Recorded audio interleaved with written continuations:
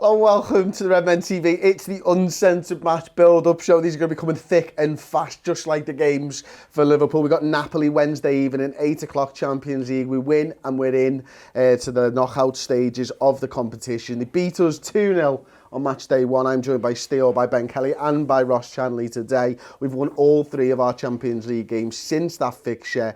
But even if with Napoli in poor form, Ste, this will be a tough game for Liverpool.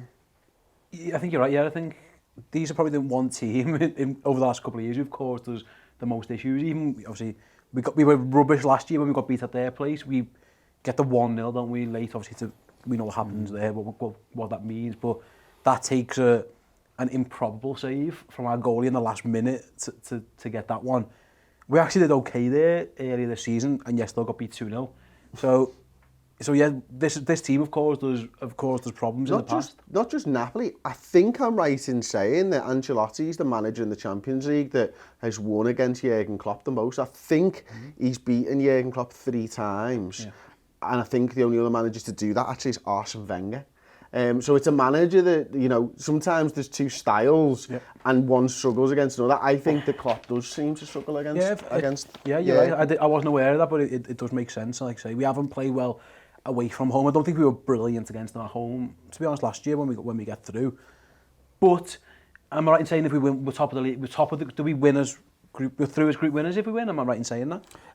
Pretty much. Yeah, quick maths would say yes. So then the incentive's there, isn't it? The incentive's there to beat them. They're a point behind us, so. Yeah. The incentive's there to beat them, get there, and then just send the under-23s to Salzburg.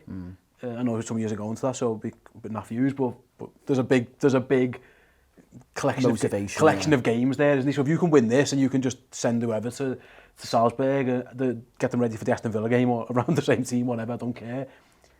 But it's going to be hard because there's no reason to think it won't be. We haven't been playing particularly brilliantly, and these are a side who've caused us problems for a while, and they've got very, very good players and a very, very good manager. I think I'm also right in saying that Ancelotti was the last man to win an away game in the Champions League at Anfield, because he was managing Real Madrid when they beat us 3-0 in 2014.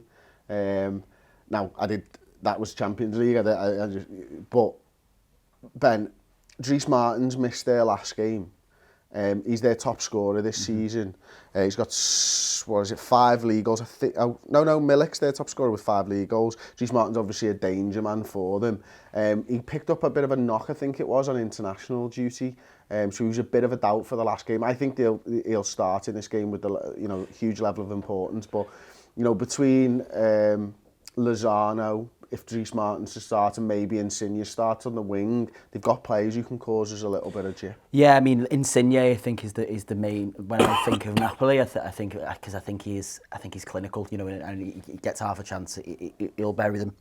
Lozano I don't know as much about, but Mertens as well. He's one of them. Lozano's class, by the way. I don't know as much about him, but I know obviously Mertens was being linked with all kinds of moves over the summer. I think he was quite well sought after. I think even our name was thrown in the hat for him at one point. I think, look, don't get me wrong. These guys they'll have felt aggrieved last season to not go through the group, and it was a tough group with PSG. But these are a Champions League side. When I think about this could quite easily be a quarter final. Oh, yeah. These guys are top players. Obviously, I can see by the results they're struggling a little bit at the moment in the league, but they're still one of Serie A's top sides.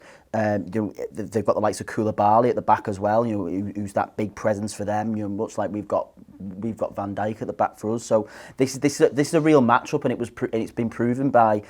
We've had a fair bit of experience playing Napoli over the last couple of years, and they've always been tight games, and this time last year we went into this game needing to win to go through, and we managed to do that, as you say before, with the save. But they'll be out now looking to overturn that and looking to get revenge for that, and we need to be wary. How do you think Liverpool will approach this game, Ross? Is it just a case of it's the next game, it's going to be our full strength side? Yeah. Do you think it has to be that way? Yeah, I think. Yeah, it's just that cliche to take one game at a time, but I think you have to think about the Salzburg stuff and our congested fixture list and try and get this done. I think you've also got to be reserved in the fact that we have been against the likes of Man City and Crystal Palace and look at the opposition and respect how good they are going forward. It was frustrating because I think we played really well in Naples, and I think you know, we always talk about our atmosphere and stuff. Their atmosphere was incredible, and I think you know you can admit and be all right with it that it got to our players. I think you know it was deafening, the whistles and stuff like that. So I think once we have our crowd behind us, our record at Anfield is incredible.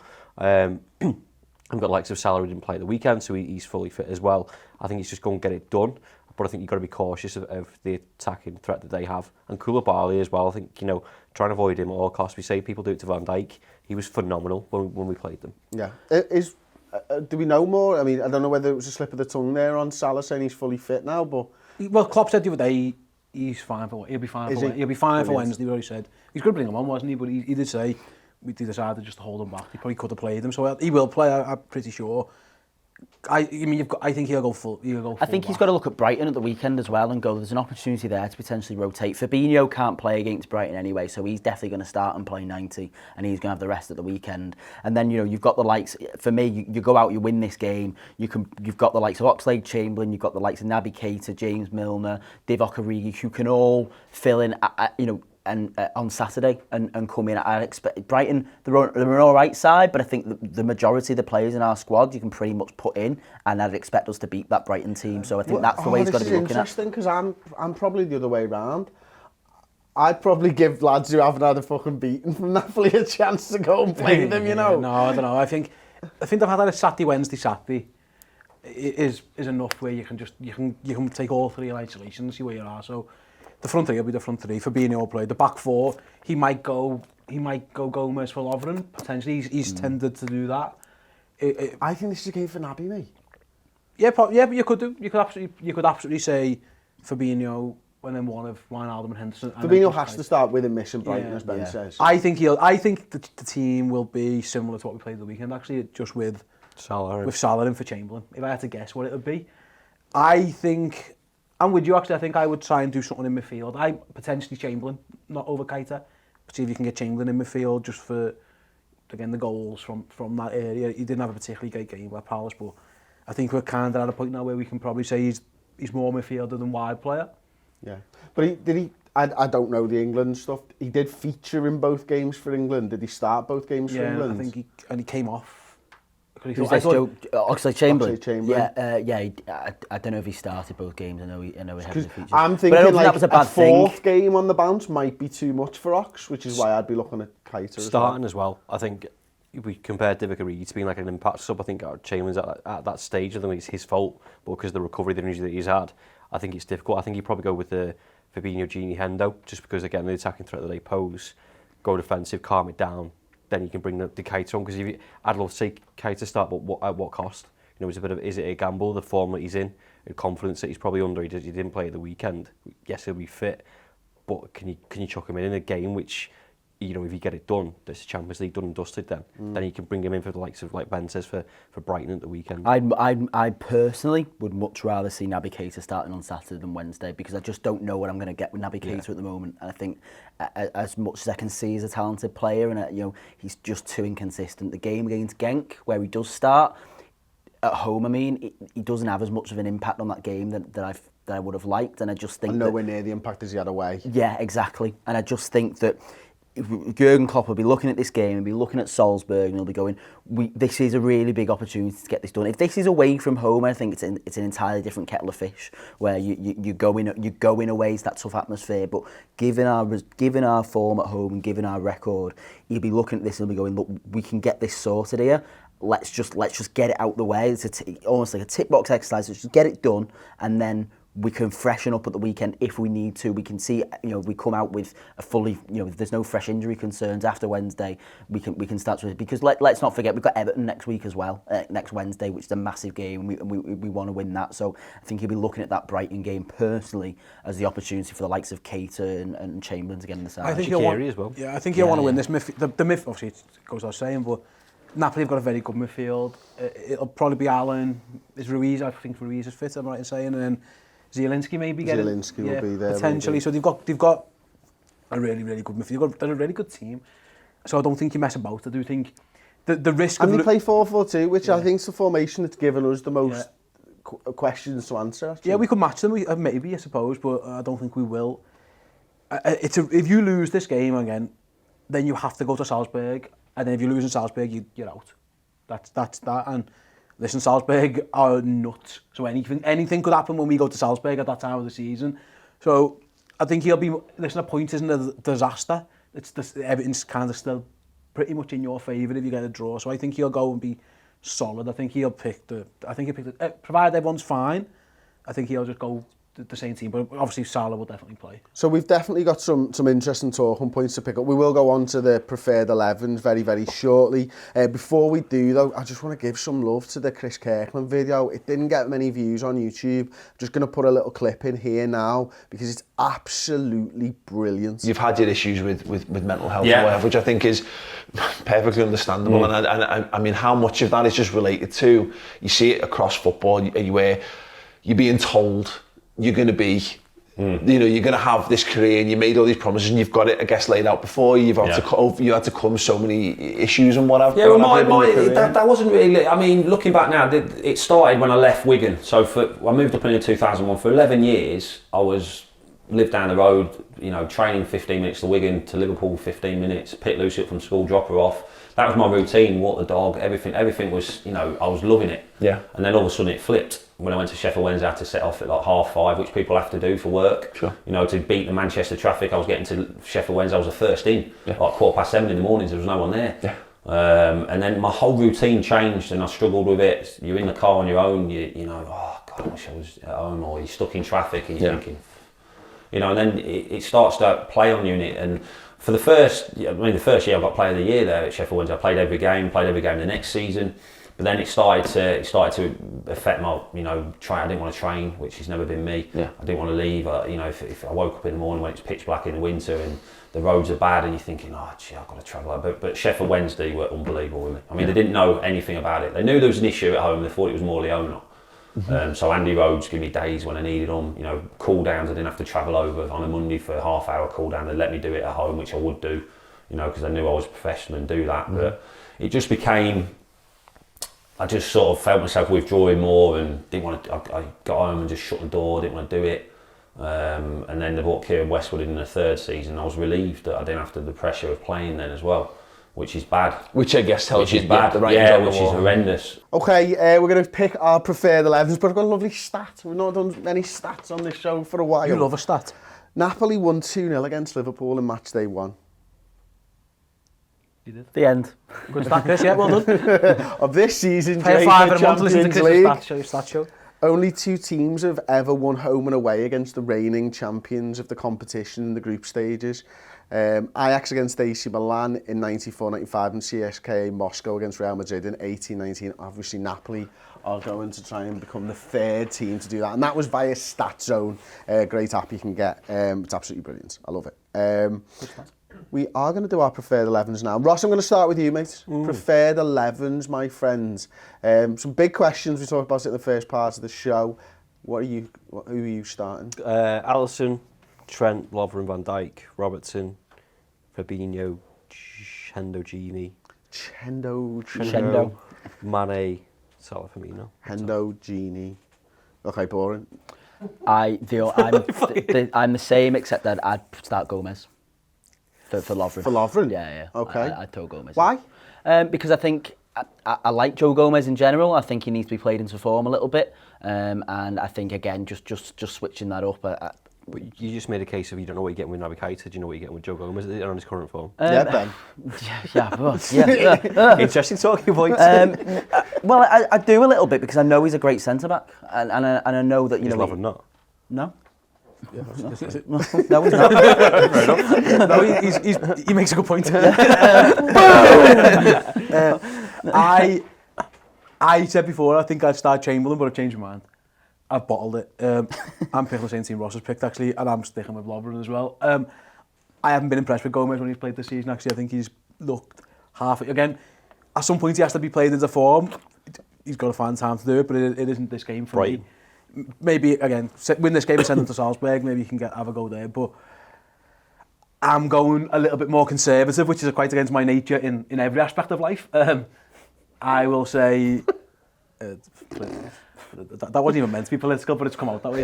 It's true. It wasn't meant, but it's true. I'm going to go what you called the boring team. I'll pick the boring team as well. Okay. Are you picking the boring team? No. Absolutely not. It's preferred 11's time, baby. I can get to roll the Rhian dice. Brewster. No, definitely not. Massively overhyped him before the season started. I think. No. Do you know, we had this discussion last week. I'm not Shaqiri's biggest fan. No, you're not. I think people look back on him with a false recollection of how good he was. I don't think he suits 4-3-3 for Liverpool. I think he suits 4-2-3-1. And I don't think he's been very good since we switched formations. Didn't want to come on here and bash Shaqiri when he hasn't even played a fucking game for us this season or whatever, but I have done now. I would do the normal back five. I'd play Fabinho, Milner, Keita and the front three. I'm sickened by that midfield. Makes me sick. Why? Milner's been brilliant for us in the Champions League. I just think that... And Naby Keita's started the last 2 games in the Champions League with Oxlade-Chamberlain. I'm just not sure he just doesn't change it a bit just for the freshness. But that's not... This isn't what I think Klopp will do. This is what I would do. Yeah, I just think, you know, you're going against the 4-4-2 anyway. Yeah. So I think you can afford to make a couple of changes in midfield because you've still got a numerical advantage over them. So I don't see that, and I think that we should have a good atmosphere at Anfield. I think we should dominate the ball. I think we shouldn't be too scared of Napoli, even though we've had poor results against them over the last couple of years. I think we just go out there and prove we're the better side. I personally don't. I think in games where we are expected to dominate the ball, I don't think Milner is the option. I think you're better off with somebody like Gini who can, you know, protect it a little bit better. I think for me, the games that I like to see James Milner in, I'm not saying that Klopp does this, is games like Man City where you're going to have to dig in and do a lot of running and things like that. Same with Henderson, but again, I think Henderson's better on the ball. I think for me personally, I agree with you. I think we are going to have a lot of the ball. I think for that reason, I'd rather have Wijnaldum than them. I'd be worried about the counter attack on your team, and I think that's how Napoli are going to try and play us. I think they're going to isolate probably. It'd be Trent or Robertson. Callahan probably playing right wing, you would imagine. He's been really good against us. I imagine it'd be, and then you'd have Insigne probably from the left, would you imagine? If you've got Martins playing. Yeah, so even though Lozano will be wide or up front as well. So the transition worries me on that team. I don't think we're getting the ball back very often. I don't think Keita, considering what he was billed as, I don't think he's brilliant. He hasn't been amazing at ball recovery. You'll know the stats more than me, so maybe I'm wrong there. It's just a general feeling. He is pretty good at it. Yeah. It just happens to be in the higher areas. Up the pitch he'll do really well. I'd worry about him on the counter. Definitely worry about Milner on the counter. So I can see you're being braver than me, which is fair play to you. You know, he's not being boring. And you're not being bored. I'm trying to make the video a bit better, to be honest. The 4 of us just fucking sat here, so it's just going to be the team. It's odd that you're not being boring by including Milner. Like that's a bit ironic. But yeah, it's gonna be a slog, mate. I think it's gonna be a really, really, really tough. What do you think the atmosphere is going to be like for this game? I think it'll be pretty good because you mentioned before about Napoli having redemption because of last season. I think Liverpool might have the same thing in the fact that the penalty that you mentioned, and the fact that we played so well while we're out there, but still lost. I think at least a point we should come away with. I think the added thing again is that I think a lot of us know that this is a big game because we can get it done tomorrow night, and I think that will be a big motivation in the crowd being a good crowd. Yeah, I think you're right. It almost feels like there's the opportunity for this to be the 6th game. If we can just get it done, I think it's massive for us because we do have to talk about it, and I did want to talk about it at the end of the show. The ramifications for what happens in December off the back of this and us winning this game potentially, they're huge. Because I said 3-4 weeks ago when all the Club World Cups have come out, you can play the team that's going to play against Villa in the Champions League. You can take 2 fixtures away. Yeah, that's right. Yeah, when we look at those games, when we did the big show last week, the review and all that, and we had them fixtures, and we were playing on average once exactly every 3 days. But that was a run of 14 games in 27 days or whatever. But if you take 2 of them out, suddenly your games per day's average it goes up. It comes down. Sorry, well the games go down. Your days between games go up. So suddenly it doesn't seem so bad this period. If you can just win this game, you take Villa out the equation. You can take Salzburg out the equation then as well, and suddenly it's you not look at who you're quite playing as well. Brighton, the likes of Brighton and Watford, Bournemouth, and, Everton. So we go. If we win, we play Bournemouth on the 7th. On the 7th. which is at Bournemouth away. Then you would have to go to Salzburg on Salzburg the away, and 10th. then it's Watford at home, but it's an early kick-off, which is on the 14th, so basically 4 days later. If you can send... Is there a week off? If you can send your first team to Bournemouth, just say to Van Dijk, Salah, whoever, just you're not even going to Salzburg, just send Klopp with the Rezzies, and then you've got a week to prepare for Watford at home in an early kick-off. Again, Watford the rubbish, they've been rubbish all season, but fatigue, having been Salzburg will run you ragged. It's one less thing to worry about, isn't it?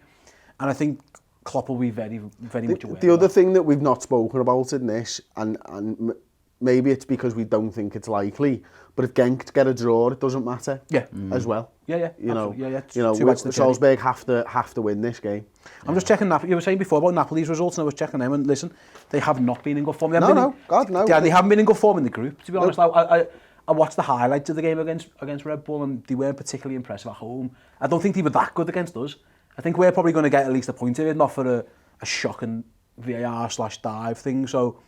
Well, they've drawn 1-1 with Milan. Yeah. They drew 0-0 with Genoa. They drew 1-1 with Salzburg. They lost to Napoli 2-1, and I don't know when Roma had the man sent off, but they did. Napoli, they did well there. Sorry, they lost to Roma. They drew with Atlanta. They drew with Spal, and they beat Salzburg. So they've won 1, drawn 5, and lost 1 in the last 7. That's not a team that's in great form. No, they're not. So, like I say, if you can get your lads, if you can get on top of them early, you can almost, in theory, they can knock it on the head, because then they know that basically they've got to go and beat Genk, and they're probably going to be through anyway. That's what they'll be thinking, is that if Liverpool can just put it on them a little bit, maybe they play it wise as well. In that, you know what, it isn't do or die for them.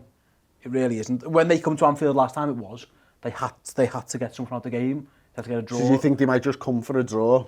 Yeah, I don't think they'll be. Maybe they won't be as attacking, which I was saying before. I think they're going to sit deep, defend, and then try and hit us on a break or a counter, which is actually the same thing. I don't know why I clarified that twice there. But maybe if you can get at them a little bit and then put it to bed, and then they've still got to live to fight another day. And I sometimes think that can, even if it's like a little 1%, you know what I mean? If it just knocks them down a little bit, knowing that, listen, if we get beat at Anfield, all we pretty much have to do is beat Genk and we're through. I think they'll take that as well. Yeah, that's true. So I think that's true. Maybe not overexert themselves in that regard. Yeah. Well, I keep getting comments every time I do the build-up show telling me that I forget the score predictions. So I'm not going to forget them this time. I'm just not going to do them because it's doing your head in. No, I joke.